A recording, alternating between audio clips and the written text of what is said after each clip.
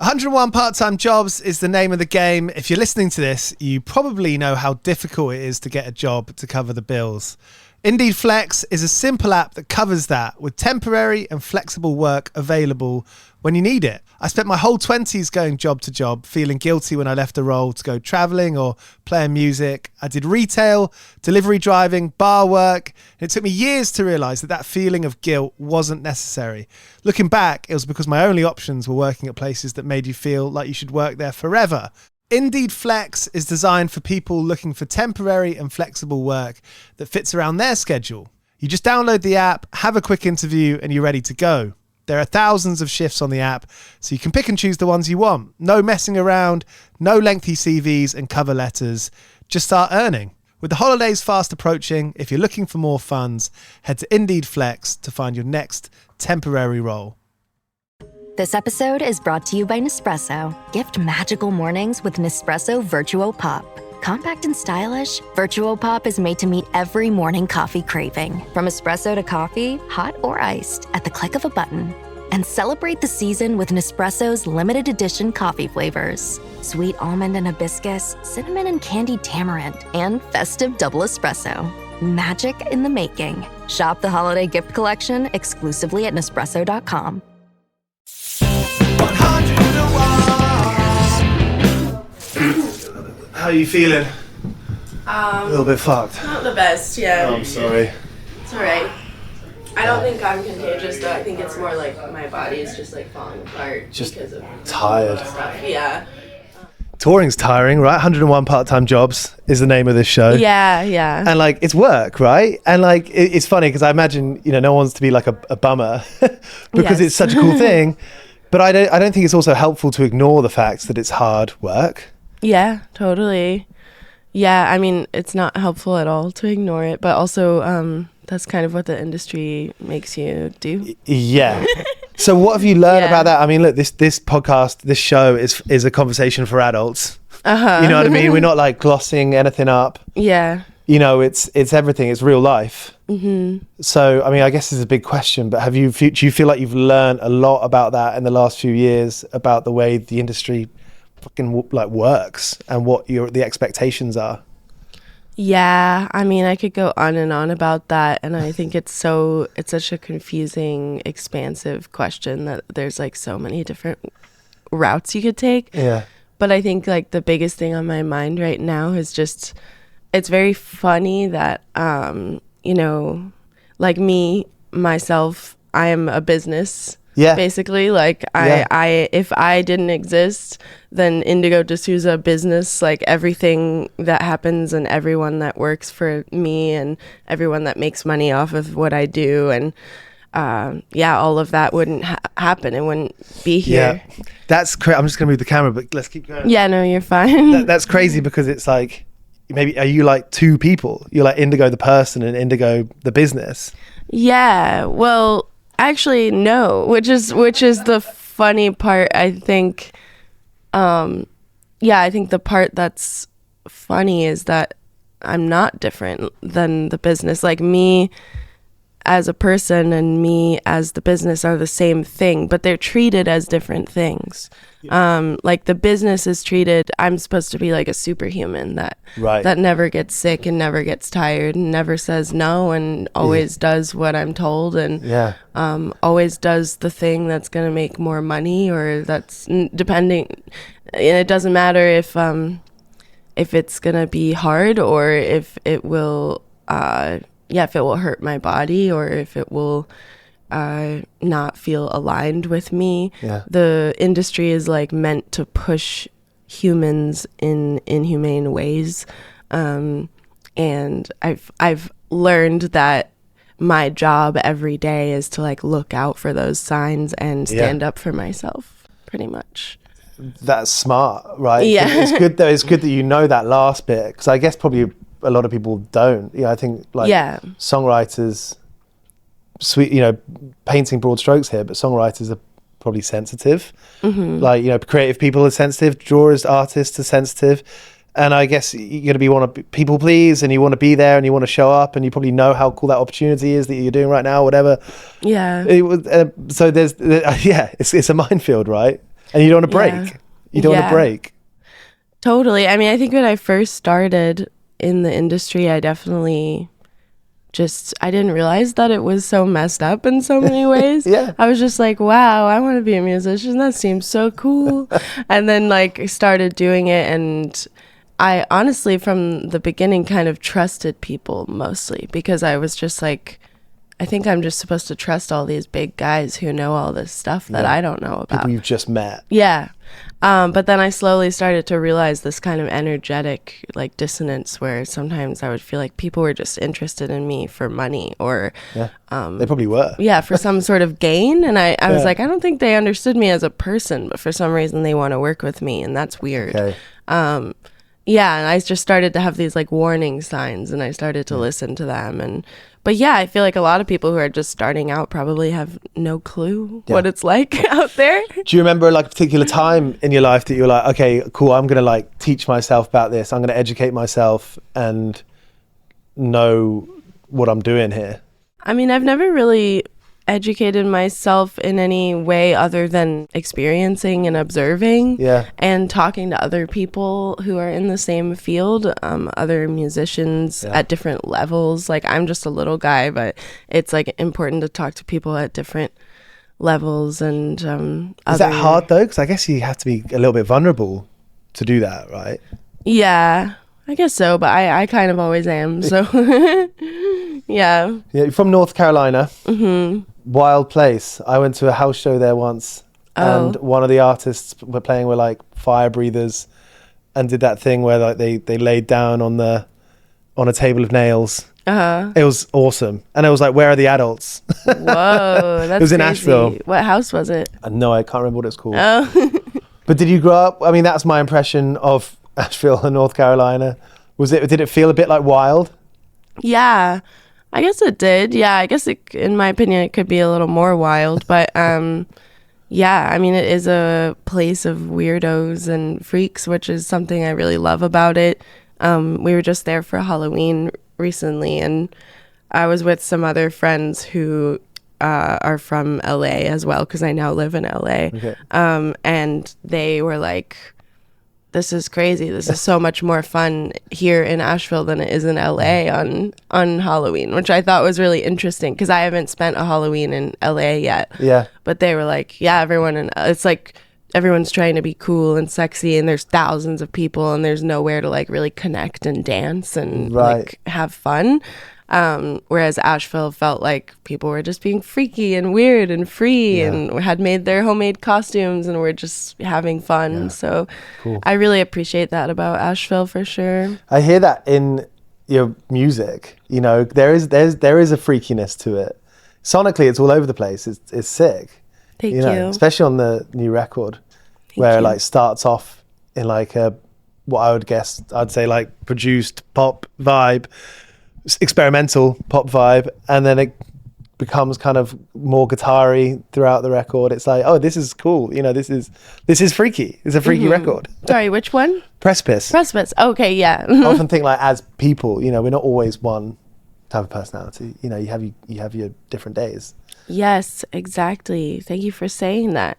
I feel like it's very often that people are like, so what's going on with the different genres? Like, why are you doing different genres like that? And I'm like, my answer is always just that. Like, do you not have different personalities that get on a given day or on a given month or year? Like, your personality is always shifting, and there's different parts of you. Yeah. Yeah.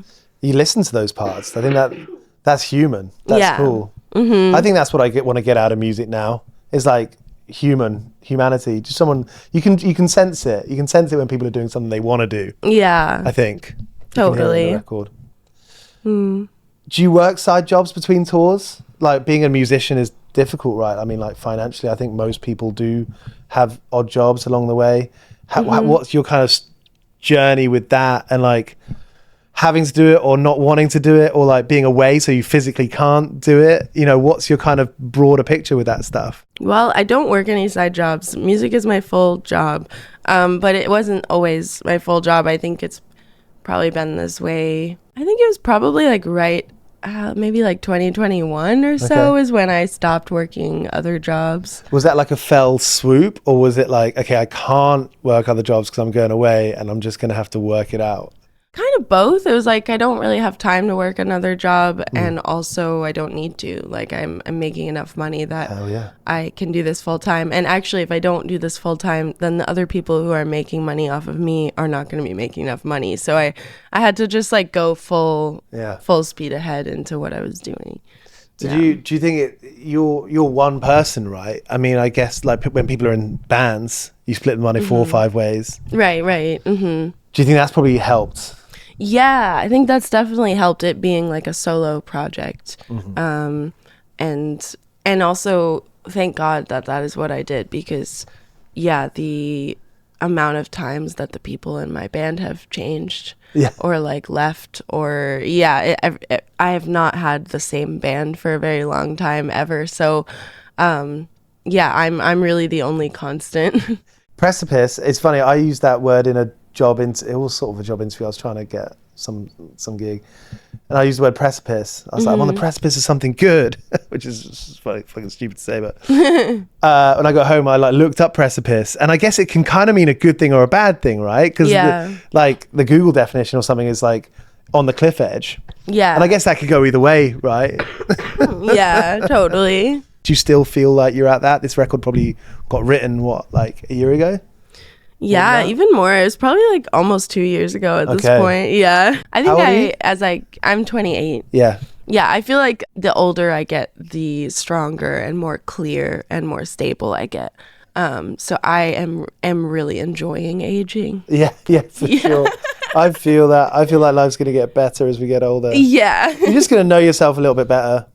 Yeah, when you're born, you don't know anything, and then you start getting older and you're like, what the hell is going on? Like, everything's so confusing and crazy. I'm feeling emotions. I have to work a job. I have to make friends. I have to have relationships. Like, everything is so confusing, and nobody teaches you how to do any of that stuff properly.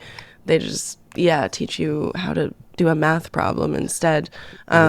So it's confusing, and as you get older, it does get better, in my opinion. I feel like that growing up thing, and for me, that period is like 18 to 25, where you're like, okay, you're gonna hopefully move out your parents' or family's house. You want to stand on your own 2 feet. You want to afford nice things. Yeah. Like, I think there are a lot of jobs ultimately that, like, the dumber you are, the more you just go along with stuff, like the easier your life is. Oh, I think I have something in me that from a young age, I think I always have been very empathetic and very worried about how other people are feeling. Just generally around me in a room or in any scenario, I'm always hyper analyzing how other people are feeling, because I want everyone else to feel good so I can feel safe. And I think that's kind of leaked into all different parts of my life and has ended up kind of pushing me in this direction where I've often like attached to other people's hopes and dreams and tried to support that and uplift other people. And I've always like been on my own journey as well, but I've found myself taking lots of side quests just trying to uplift other people in their pathway. And I think actually more recently I'm starting to abandon that and realize that I can't do that for other people, and I have to just focus on myself. And I can love other people and support them, but I can't actually like do the work for them. I can't actually be the one to do the heavy lifting. I suspect that the more we focus on ourselves, the more that we allow people around us to do the same for themselves. And that is lifting them up. Yeah, totally. Mm-hmm. You know, I think that's a healthy relationship, friendship, romantic, whatever. Yeah. Like, that's good. Yeah, you totally. Know? Be free and like know that you're doing things for yourself. Like, you got to look after yourself. Yeah. It's hard. You got to do it. Yeah, totally. Well, I've got to ask, where in Asheville, MJ Lenderman, Wednesday, there's like more great bands that came out from there. I mean, Future Islands came from there, didn't they? I think did they go to school around there? I think so. I had no idea. I love that. What was your kind of like crew? What was your scene? I went to school at Asheville High, and for my last 2 years of high school, and then I think it was like in my senior year, they did like a talent show thing. It was like some sort of talent showcase, and they put me with these boys. They were like, play with these guys, they are good at music, and I had never hung out with them, but they went to the same school as me. One of them was Jake, MJ Lenderman, and then my other friend O, and my other friend Ethan, who I later had a project with called Icky Brickets. And yeah, we all kind of got together and did a cover of a Beatles song. Oh yeah. And then just, that Which kind one? of... Do you remember? Oh, I don't remember. It was the one about waking up and brushing your hair. But yeah, we did that and kind of became friends through that. And then that kind of opened my eyes to this world of people who I hadn't known while I was in school. But after school, we started playing music together. And then I started my first band with Jake and O. Awesome. And then Ethan joined later. And and that sort of just kick-started everything. It was really lovely, like that period of time in Asheville with Wednesday beginning to play shows around town and Jake beginning to play and my band starting. We were all having a good time. Yeah. I'm fascinated by that idea of like teenagers being like, we're just going to do put all of our time, put all of our effort into music. Yeah. No one's told you to do that. Right. You're just like, I'm going to do this. I find that very inspiring. The social element of it is good as well. Yeah. I mean, a gig's a party, right? A gig is like a house party in a venue. Or it can. The good ones are. You know what I mean? Yeah, I was really kind of a strange kid, and my family is very different. And I lived in like a very small, very conservative town out in the middle of North Carolina. And I was bullied a lot. I didn't have a lot of friends. And music was kind of like my space for connecting with my emotions. Yeah. And then when I started to play songs for people, in front of people, which my mom kind of pushed me into doing, I noticed the way that people would come together in like a collective emotional experience. Yeah. And it was more of like a calming thing for me, that just like, oh, wow, everyone's really calm, and some people are crying and some people are hugging, and it's like a sweet feeling of, I really feel like they're understanding what I'm saying and they're relating to what I'm saying, and it made me feel less alone. So I kind of got excited about that idea of just spreading that kind of energy. Yeah, that's relatable.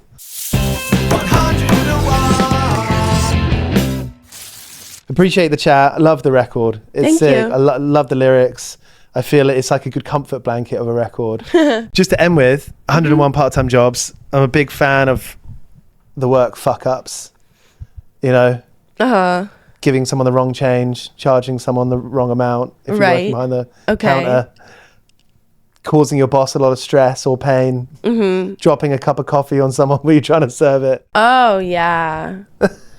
Oh, my gosh. I mean, I think probably the one that came to mind immediately was when I was waitressing, which I think is just not the job for me. I'm a very like distracted person, but I was giving it my best go. I did a lot of different jobs before being a musician full time, and there was a time where I had many tables at once, and I seated a table of people and then just completely forgot that I seated them. That's it. And then I don't know how much time passed, but eventually I was like, oh, fuck. And I went back to them and apologized profusely and was like, I'm so sorry. I just completely forgot that I had seated you. Yeah. I had so many things going on, and they were actually so pissed at me, and they like tried to get me to pay for their entire meal. What? They were like so horrible, and I literally quit the job after that. I was like, I actually can't do this job. Restaurants and even like cafes, like diners, there's a funny dynamic there, because when people who go eat there, they're like, the entitlement is real. Yeah, it's crazy. There's this great band from Wales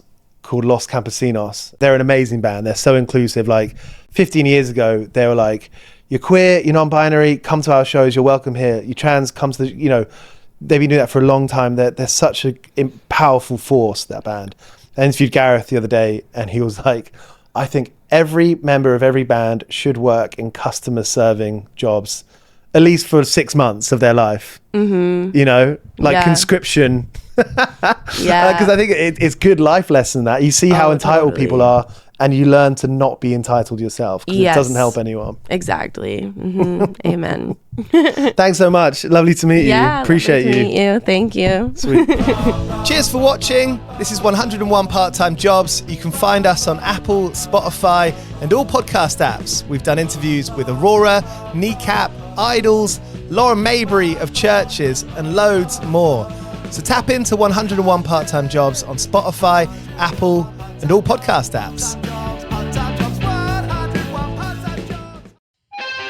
Welcome along to 101 Part-Time Jobs. Every single one of our episodes is available ad-free at our Patreon, patreon.com/101 Part-Time Jobs. I know that there are all these messages trying to sell you things that you may or may not want. So for £4 a month, that's around $5.50 US.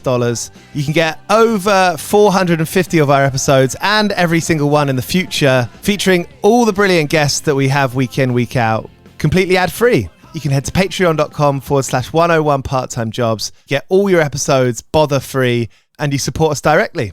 Cheers.